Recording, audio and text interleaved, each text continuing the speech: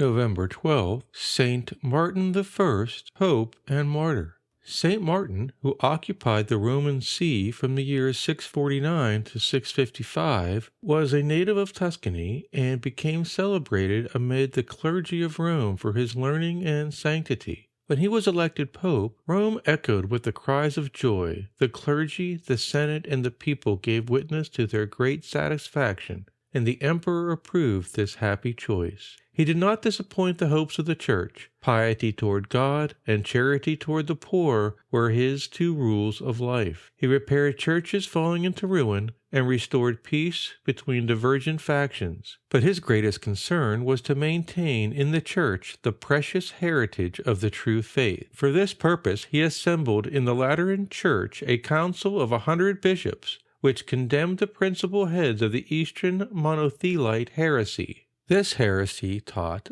that Christ only had one will, that of God, not two, of God and man. Saint Martin himself sent out an encyclical letter to all prelates, showing that a spurious credo circulating in the East was erroneous, and excommunicating all who followed it. He incurred the enmity of the Byzantine court, and even of two patriarchs, by his energetic opposition to their errors. The Exarch of Ravenna, representing the Oriental Emperor Constant II in Italy, went so far as to endeavor to procure the assassination of the Pope while he stood at the altar in the church of St. Mary Major.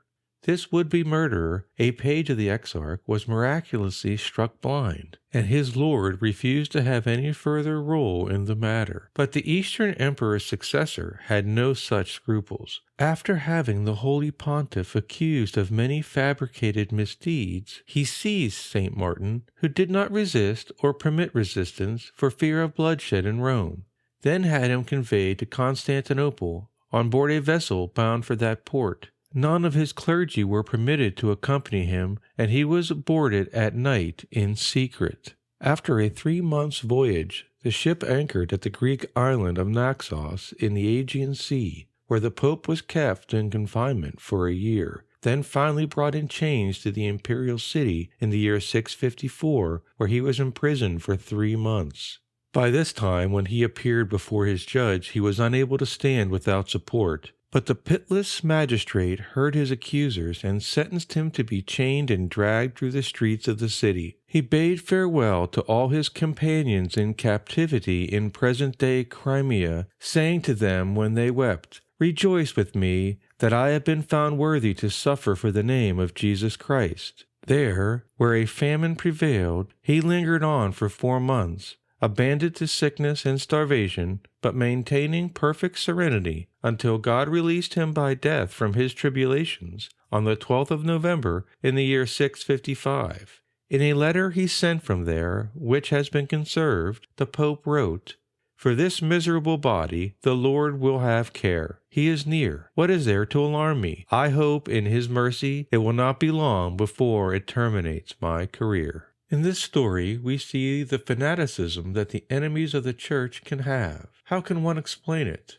The great Spanish philosopher Donoso Cortés has said that without the grace of God, men normally like only partial truths. They do not like the whole truth, the universal truth.